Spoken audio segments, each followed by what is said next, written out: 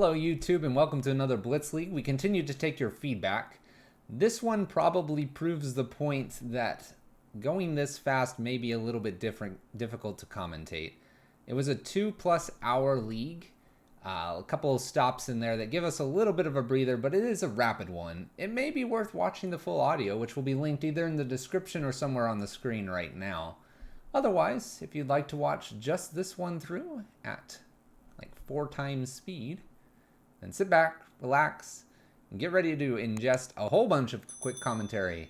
Here you go. Mono Red Prison, adjusted some to be very controlling in Modern.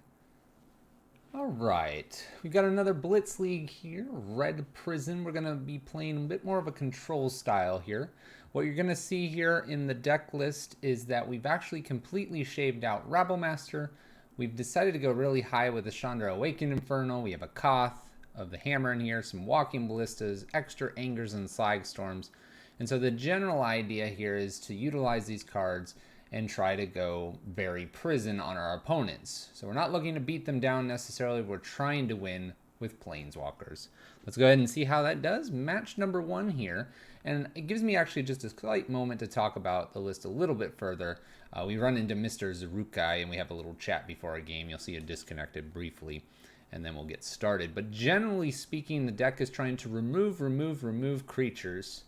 After all the removal, the idea is to start getting extra value out of our Planeswalkers and trying to close the game out. Chandra Emblem's our friend, Koth Emblem's our friend, and that's about it, really. We're occasionally going to beat down with a few things, but not typically. First opponent here has Obosh, so this is going to be some sort of odd converted mana cost type of thing.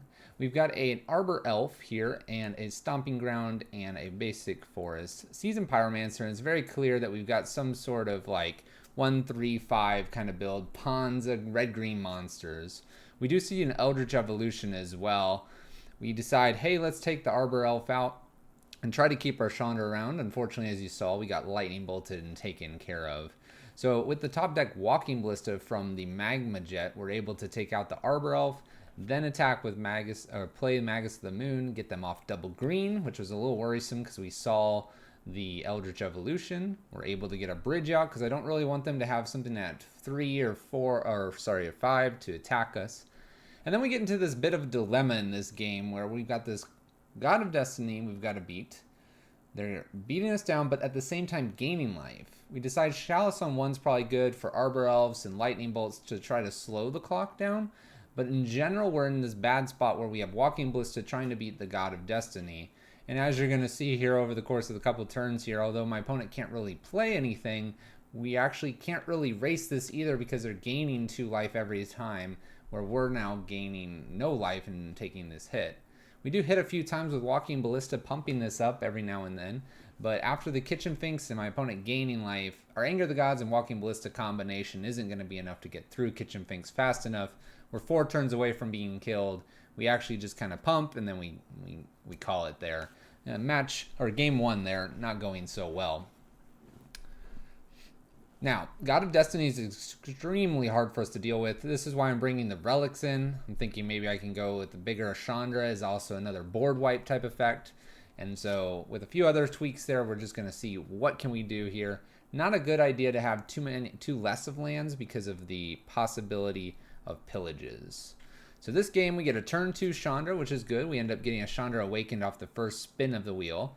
We have a Slagstorm. We're actually hoping that they put a few more Arbor Elves out, and they happen to put 1, which is good. And in this case, we go ahead and Slagstorm. They're able to bolt Chandra, but we think, hey, we're going to have this Chandra around, and once again, we have this God of Destiny. Upticking with the Chandra, we get to Magma Jet. We choose the Magma Jet just because we have the option to then scry and pick our next couple cards. Opponent's got something on 3, which happens to be a Pillage, along with an Arbor Elf. We can defend ourselves with Bridge and put a Chalice into play. At this point, they can't really play anything else that's going to attack us until they get another Pillage. Obosh comes in, and Obosh unfortunately probably should be killed here, otherwise God of Destiny is going to race us faster. We use Walking Ballista plus Chandra to get rid of that. They pillage away our Bridge, And I think you can basically see the writing on the wall. We're going from 16 to 14. We have a Glorybringer that shows up, hits us for another 5. And we only top deck a Chandra Awakened. We have a bridge coming, but even so, the God of Destiny is likely to just take us out. God of Destiny is certainly a difficult one. You can't interact with it very well in mono red. So a loss there. Yorion's our next opponent, and we see Concealed Courtyard and Inquisition, a bit of an oddball from our opponent for Yorion. Usually we are seeing this in blue-white and Bant, in Jeskai. To see white-black here has confused me drastically. We also have a Hex Drinker here, and so a little bit confused, but hey, we'll get the Blood Moon down, try to keep them off of their white and black. I assume at this point they're 4 colors. Verdant Catacombs for our opponent, Heart's Desire, and Pumping the Hex Drinker. So we top deck a bridge. At this point, I'm a bit confused here of what's going on. We have a Lovestruck Beast that doesn't really do anything with Yorion. We have a Hex Drinker that doesn't do anything. Tokens don't do anything. And with the bridge down, we actually just steal game 1. It's not really giving me any information about what my opponent's doing. So they appear to be white, black, green, Abzan-like. So we bring in Spellskites. We're bringing the Torpor because we see the Yorion. And with that, we're going to go to our next game. So here we have Windswept Teeth. We have this Overgrown Tomb, a Thoughtseize. Really confused still. They don't take Magus. I'm assuming they have another Thoughtseize. They take Magus. They take our bridge. They have the Triome. And that pretty much confirms it that they're Abzan. Liliana here, upticking, and now with this, along with our Chandra, we're not really sure where we're going to get here. We see a Lingering Souls.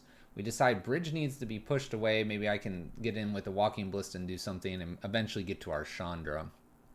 A down tick from Liliana and a ping from our Walking Ballista seems good here. And then we have a Gaddock Teague across from us, followed by a Tarmogoyf. This just is Abzan. It's just Abzan creatures. So in order to be able to kill this Tarmogoyf, hopefully with the Chandra, we Slagstorm away the Gaddock Teague and unfortunately get another Tarmogoyf. Ironically, we top deck one of our other Wrath effects, and if we would have kept that, we would have been able to double Wrath here and probably take over the game with the Chandra. We decided to lead with the Chandra in the hopes that they maybe don't touch it and we get the Slagstorm plus the Chandra, but that's just no dice here. Stoneforge Mystic, and we finally found our first Torpor target. We got a Magus here, but otherwise it's not looking good. They path it away. We have 2 6/6s and a 1/2. Kills us out. Instant put in the graveyard from the path. And we're going to game 3. Now we have a little bit more information. Relic seems to be pertinent here. Torpor, not so much, quite honestly. Stoneforge Mystic is the only thing we've seen at this point. So we go ahead and take that out. We make a couple small swaps here for the Spyglass to be in because we did see a Planeswalker. And with that, we're going to take it into game number 3, trying to lock out our opponent and try to win this game. We got to mold the first 2 hands. Not excellent against a Thoughtseize deck here. And my opponent will lead with a Marshflats, Godless Shrine, Thoughtseize, taking our Spyglass away. And now we're on essentially 1 card that was useful in the opening 5. We continue to go, and my opponent gets a Core Firewalker. Luckily, in this build, we have Walking Ballista. Otherwise, we would actually not be able to kill that. Going up here with Chandra, we end up going over a bridge, but do 2 damage. Opponent's got a Liliana, and now we're fighting Liliana versus our Chandra. We get a top deck Blood Moon. At least that will stop them from green at this point. And we're pretty good set with no double black following this. However, we do have this Liliana to deal with. We end up top decking a Relic here, and I've got this kind of weird, I want to pop this Relic and maybe pitch something else with Liliana and keep my Chandra around for an extra turn. This actually ends up playing out pretty nicely for us. We end up seeing also a Spellskite here, which is actually a nice thing to protect a few pieces, and it blocks Core Firewalker. We're hoping that we get this or get them to down tick their Liliana. Instead, they get to go ahead and take out our Chandra here with the Core Firewalker. After removing, we have a Tarmogoyf to deal with, and now we have this random Chandra that's going to get beaten down by a Tarmogoyf. We decide to hesitate here and hope to draw maybe a bridge or some other way to protect ourselves from this Tarmogoyf so that we get a couple activations out of Chandra. They slam a Yorion, and it's pretty basic. It's just a basic Yorion here. We know that with this, we could probably get one activation out of Chandra, maybe gain life by them attacking us. So we go ahead and play Spellskite and Chandra here. They go ahead and throw everything at us. We block 2 randomly that's coming at us, and we're in okay shape here. They take down the Chandra. Bridge is played here, and we're actually in a good spot. We have Spellskite to protect the bridge, and we have the Anger of the Gods to wipe away something that would be not ideal for us. Opponent goes and gets a Sword of Fire and Ice, gets to play it in. And we end up top decking Koth here, so now we get to uptick, and we're 2 turns away from getting a Koth emblem and then using that. Opponent Thought Seizes us, and we're looking in fantastic shape. We just need to dodge 2 things against our Ensnaring Bridge. So pretty confident here. Pretty happy with what's going on. Blood Moon helps us, turning the other 2 lands into mountains, and so once we emblem with Koth, we have a 2-turn clock to kill them, so we're looking fantastic. Another sword, another equipment, not too worried. 1 random card in their hand, they're Blood Mooned out, looking pretty good. We emblem, and we're good. We're going to do this on their turn, and then on our turn, win the game here. So at this point, my opponent hesitates for a while. They play an Assassin's Trophy here. We're going to be redirecting this Assassin's Trophy. For whatever reason, it took them a while to play this, but they do that. We redirect to Spellskite. Pretty confident here. There's 1 card left. White mana, maybe a Disenchant, but that seems a bit odd that they wouldn't have tried to do that last turn anyway. So we pause here. It's really strange here. And basically after the redirecting, as you can see, we're redirecting to Spellskite. We let it resolve, and it resolves and kills Ensnaring Bridge. It literally redirects to Ensnaring Bridge and kills it. We're double checking, and actually the log doesn't allow me to redirect it to Spellskite, which at this point loses the match for us. Not ideal. Our win was keep the bridge, we ping them for a bunch, and then we're good. Here we can't ping off Urian, we're dying to that, and that's, well, I'll call that a bug. We go review the footage as well, and it ends up being a bug, and we've already filed for our compensation. Should have won that one. All right. Next match here. So we've been speeding along. Hopefully the pace isn't too bad. It is tough to sometimes go, and this was a very long league. You can see that we have actually got Thoughtseize sort of proof hand. Our opponent Thoughtseizes away a Blood Moon, and maybe we'll get the Blood Moon down, but based on it being a Godless Shrine and Thoughtseize and them taking that, I have a feeling they have a good shot at maybe taking this Blood Moon. That's okay though, we'll get the Koth down. Opponent follows with a Tide Hollow Scholar, and this is actually a bit worse for us for the Koth, because the Koth doesn't necessarily do well with a creature attacking it. We go ahead and ramp it out though, we have nothing else going on, we swing for 4, my opponent swings back for 2. We actually potentially have them at a very low amount too. However, they have a K command and take care of our Koth. Now, our opponent is at 9, we are at 20, my opponent tops the Thoughtseize as well, and plays Gurmag Angler. So now we're looking for a bridge, some way to protect this, and right on cue we get that bridge. So we've got this all protected. We're trying to avoid another K command here. If we can avoid another K command and find some way to close out 7 points of damage, we'll be good. Unfortunately, we run straight into another K command. Opponent does attack us for 5 and 2. I decide to go ahead and try to Magma Jet to Scry. This fails because they Fatal Push, and we don't have an extra option here for Gurmag Angler, and end up losing game number 1. Our opponent looks to be a Torpor deck and probably has something that would benefit our Spyglass from coming in. We're seeing Mardu colors. They took a lot of damage. We're thinking Mardu Death Shadow perhaps, but other than maybe that, we haven't decided whether we should bring in Eidolon for this or Bridge. Because our aggressiveness is not in this build, we decide let's go ahead and hide behind the Bridge more than playing the Eidolon. Is this the correct play? Perhaps not. We also have the Spellskite that we don't bring in, and this is because K-Command and Spellskite are best friends, and it's not the best of worlds for that. Opening hand has a double Chalice here, and we're on the play, so I feel fairly safe to go ahead and do this. We can definitely get a Chalice down on 1 and stop any Death Shadows, Thoughtseizes, Paths, anything like that. Opponent Thoughtseizes taking one of our Chalices, and we do get the other one down. We have a set of removal here with Anger, Slagstorm, and Magma Jet. Tide Hollow Scholar here, and we're pretty good set, and we're just going to go ahead and get rid of this at some point, get our Magma Jet back. We have plenty of time to do this as well. Top decking a Simian Spirit Guide. My opponent unearths, then Street Race, looking for some sort of way to get around this Chalice on 1. We have the Simian Spirit Guide, which is a great blocker here. Opponent Gurmag Anglers, and now we've got this little dance here between Gurmag Angler and Tidehallow. We decide to take them off of double white and double black, and just black in general, by playing Blood Moon instead of swinging and attacking. So now we're in this little bit of a pickle where we go ahead and attack.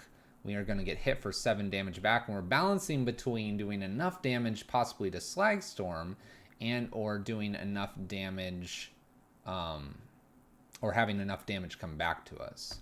We get another creature. We're able to play a creature and create a blocker, so we like that situation. I can block with Gurmag Angler, and they could swing for 2 if they'd like to. We're going to go ahead and block here. No reason not to. We avoided some sort of way of removal there. We're able to attack here, and we're not sure if they're going to block or not. And they go ahead and do this. At this point, Slagstorm plus Chandra would work. Or sorry, Slagstorm plus Magma Jet would work, but we decide we want to give Chandra the glory, and we were going to go ahead and try to get that out. We were going to remove the Gurmag Angler. A little bit more of a risky play there, but it was just kind of on top of mind that I wanted to get this Chandra to be working, as it hasn't really done anything for us this entire time. Going into match 3, we have a Blood Moon that we can play on turn 1, which is always decent. Our opponent immediately finds a Thoughtseize and a Swamp here, taking our Blood Moon. So we're in a little bit of a trouble point here that we're not going to be able to stop, say, a Death Shadow or these Tidehallow Scullers or anything like that. This looks like pretty much the same thing that's been happening the entire time. Thoughtseize, Tidehallow, break up our hand, go, go, go. So not a whole lot to say here. Our opponent's played the same game 3 times. We've played a little bit of a variation all 3 times. Opponent attacks for 2. They're at a weird 14. They have a Pithing Needle here, and they could name Scavenger Grounds if they wanted to protect maybe being able to cast a Gurmag Angler. Instead, they name Chandra Torture Defiance, and they shock in. We get a Torp Orb here, which is kind of nice. Not sure what we're going to really hit other than more Tidehallow Scullers at this point. And then it becomes very apparent what we could hit, which is Ranger Captain. So this is an easy wipe the board, get our anger back. We have the Ranger and the Tidehallow hitting the bin. We need to avoid a Gurmag Angler. We need to avoid a Death Shadow here. Opponent cycles a Silent Clearing here.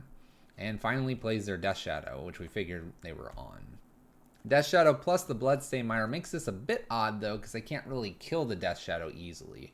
The opponent goes ahead and cracks, and this crack plus shock puts them to a 5-5. And then we have a 2-2 Walking Ballista. They attack.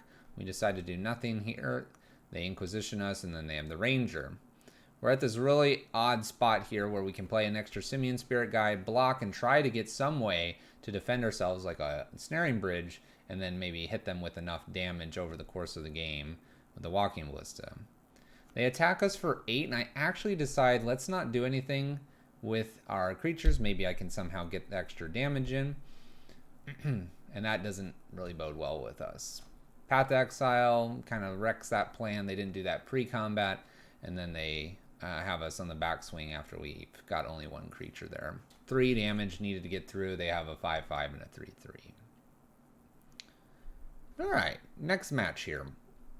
Finally found a Luris deck. And I say finally, I don't particularly want to fight a Luris deck. However, I wanted to see how the more prison style lined up with Luris. And in this case, it's Luris Burn. So we've got a Goblin Guide and Eidolon that have already hit the battlefield. We have a Anger or a Slagstorm. We have some Magma Jets. So we're feeling okay. We can Chalice on 1. We have the Magma Jets to remove. We have the Bridge to stop white mana for Boros Charm or Helix. And so they spike us, they Skullcrack us, we have the Chalice on 1, we're sitting at 6 life, and we're not looking too hot here. However, if we can keep them off of the white mana, and they don't have, say, a 2 mana spell that really matters here, we're going to get in good shape. Choosing to avoid Searing Blaze, we decide not to play any of our creatures out, and cautiously do this. Opponent plays an Eidolon here. We think, oh, we could play the Walking Ballista if we hit a land. We miss, but we are able to Magma Jet. Opponent can't play Luris, so we're playing our 1 life to their 18, get to play Chandra and hoping that they don't find basically another Eidolon, a Skullcrack, a Rift Bolt, a Skewer, whatever they might have. And at no point do I want to play a Walking Ballista because it could be targeted by a Searing Blaze. So we decide to go up, up, up, up, up with Chandra here.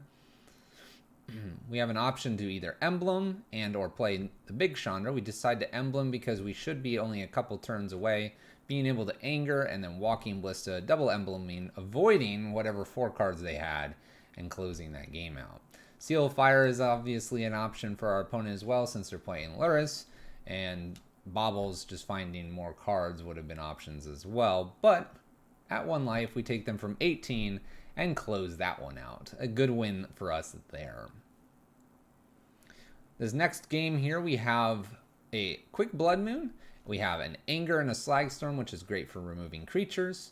Because burn, you want to remove the creatures. You're not going to really get a bridge online too much. Opponent attacks and gets to skewer us, so we got a little more information here. We don't have to rush out the Blood Moon here. Our opponent did miss a land drop. They're on turn 3 now, and they're continuing to miss a land drop. Fortunately for us, we get to actually Chandra and play the Blood Moon, so now white cards are out of the question. Opponent has an Eidolon here. We can just keep going up. And we've got down this interesting dynamic, the Eidolon battles of burn.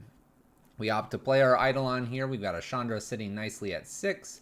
Any spell here is going to really hurt anybody. We get another Eidolon as an option here. In this case, I believe I just neglect to go ahead and put this one into play, hoping that maybe we'll get around this Eidolon, get to just Emblem and win the game. Opponent's Skullcrack hits us. They go ahead and swing to us, trying to kill our Chandra, or at least prevent it from embleming. So we have a decision here. I think looking at this now, I would probably block. I don't recall if I do or not. It appears I do. Blocking, forcing something to be used at the Chandra. It was a bolt that was used. We end up top decking a Chalice. We go up with the Chandra, and we're 10 all here at kind of the midpoint of the match. Opponent Skullcracks. They have 2 cards here. They smashed to smithereens, and we're now at 4. Looking kind of iffy. Because we're at 4, I'm going to go ahead and play the Walking Ballista. I know this plays into a Searing Blaze, but maybe with the Walking Ballista we could attack and do something with that. We end up top decking another Chalice, so I put it on 1 to avoid some of the 1-drops that could happen, and we swing with Walking Ballista. Now we have the option to go ahead and ping off 2 with Walking Ballista and avoid a Searing Blaze, but we choose not to because we can kill them next turn if we get in properly.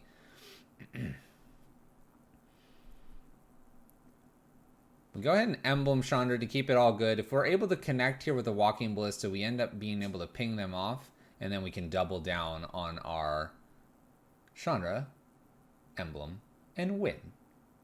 So that was a pretty close game. Very close. A little burn action there. We got our final match here. The list is looking decent. Other than that bug that we saw, it's doing decently. We have another Luris match here as our final match, thankfully. Hoping it's not burn again. However, Plains and the Arid Mesa thought otherwise until we saw the core Duelist.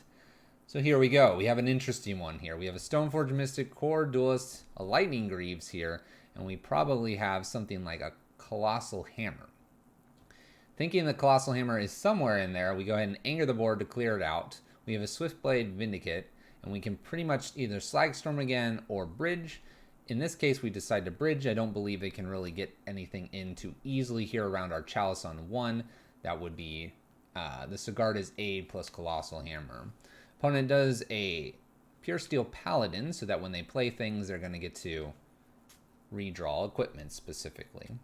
Opponent finds a Goblin Engineer here and goes and puts a Colossal Hammer into the graveyard. At this point, they can get it back, and I'm a little worried about this. We're lucky that they didn't try to just get it back there with it, with the activated Lightning Greaves. We go ahead and activate a Scavenger Grounds. This clears the yard so that Luris doesn't get anything back here. We're going to try to just hide behind this Chalice at this point, find a win condition. Hope they have no way to get rid of bridge and see if we can't close out this game. Luris just by itself doesn't seem to do anything. We end up top decking a Chandra in a few turns, and it's pretty clear that our opponent has no way to get around our bridge, at least in the main deck. We make a few changes here, trying to decide what is really the game plan here. We have torp orbs that can be affecting things, spyglass to affect some other equipments here. We definitely need to hide behind our bridge. And with that, we can also pitch the blood moons because our opponent's kind of like red-white, and blood moon's probably not going to impact them too much. We take a mulligan here and take our second hand. We happen to have a magma jet and a Anger the Gods. We also have this walking ballista, so we're looking pretty fine here. Opponent's got this goblin here that could be beefed up quite a bit if it gets a artifact on it. Opponent has this Dovin, which is going to be a bit annoying for us because we have the Dovin that will make our stuff cost a little bit more. In this case, like Thalia or whatever. We try to play a walking ballista and realize that it's artifacts, not just like instants and sorceries. And so we only get a 1/1 walking ballista. 1/1 walking ballista, though, with a torp orb as well, will stop Stoneforge Mystic, and we can start getting in. I can't imagine too much is going to happen here that could kill us. They wear and tear our torp orb, which is actually super nice because the torp orb doesn't probably lock them out of the game. The ensnaring bridge would. Lucky for us, we're able to Simian Spirit Guide the ensnaring bridge out. Dovin's actually shutting off our desperate rituals at this point, so we're not able to churn out too many things. Opponent tries to stop Dovin or stop walking ballista from doing any damage, and we take the opportunity to go ahead and take the goblin off. We figure this is probably their way of getting through to us at this point. Opponent has a core Firewalker here. We go ahead and run both desperate rituals out just to empty the hand. We end up finding a Chandra, and luckily this is not taxed by Dovin, so that's one downfall to playing Dovin over the Thalia. But they're playing the Dovin because its opponent's stuff is costing more, not necessarily their own. We get to play Chandra here. We're just trying to empty the hand so the core Firewalker doesn't attack us. We just need Chandra up to 7. Once we get it to 7, we can go ahead and emblem and blow up them. We get up here a couple times. We do see a walking ballista, and this is actually one of the ways that we could kill core Firewalker. We choose not to. Not a big deal. We get to emblem here. We play a Slag Storm. The math's a bit off here. We should have probably done the Ramunat Ruins the last turn so that we could get them down just enough after we play 2 Anger and Slag Storms for those emblems. It would have been 10 plus the 2 of the Ruins. Instead, we've played it this way where we're now going to need an extra spell here due to the core Firewalker. This may have been a moot point, though, because they did have the Goblin Engineer as well, and that 2 life doesn't matter now that they're sitting at 6. Might not. It might not. The math might be off there, though. Our opponent's putting a Pithing Needle in, trying to avoid another Chandra coming down, is my presumption. They also shut off the Ramunat Ruins, being dealt damage because of the Dovin. We end up top decking an Anger here. Opponent's kind of going with the Pure Steel Paladins, trying to draw enough cards, looking for their wear and tear to close out this game. I respect this as well. A lot of things entering the battlefield, a lot of things going on. Basically, the gist of it is they drew a bunch of cards because of the Pure Steel Paladins, trying to find their out to the Ensnaring Bridge. And in doing so, they find Lurrus, but are unable to find the out. And we have a Simian Spirit Guide in hand, looking to basically close this game out. My opponent does put a Goblin Gaviler into play. Does not put the Lightning Greaves on the Gaviler to attack us, which I thought was a bit strange, but I guess the 1 or 2 points of damage wouldn't have mattered. We have our Simian Spirit Guide. We close that one out. We do get a 2-3 here with the list. Should have been a 3-2. Got one match. Overall, I like the list. I think we could probably play some Seasoned Pyromancers to help with the list that was suggested in YouTube. I think overall the Chandra is just kind of not really fitting the theme of the deck here. We probably need something a little bit different than Magma Jet, but we were looking at ways to try to not put too many creatures into play and close the game out. Anyway, that is the Red Prison Blitz League. Very quick. And we'll go to a little bit of an outro. Thank you for watching. There you have it, YouTube. A Blitz Mono Red Prison, very controlling matchup. As mentioned kind of in the outro there, I definitely would consider a few adjustments there. It's definitely not a toon list. And until Spellskite's bug is kind of fixed, I don't know if I'm going to really be playing this one, as that was the general point. Playing a Spellskite, protect your quintessential artifacts, Chalice and Bridge, even potentially your Planeswalkers, and then try to hit with giant Planeswalkers. The big Chandra, just find another Planeswalker. Koth did an okay job, But Big Chandra almost never happened, and we might have picked the wrong removal. Just a few things to consider. As always, if you've enjoyed this Blitz League, thank you for watching. This has been Fluffy. This is a terrible outro. So like and subscribe, and we'll see you in the next one.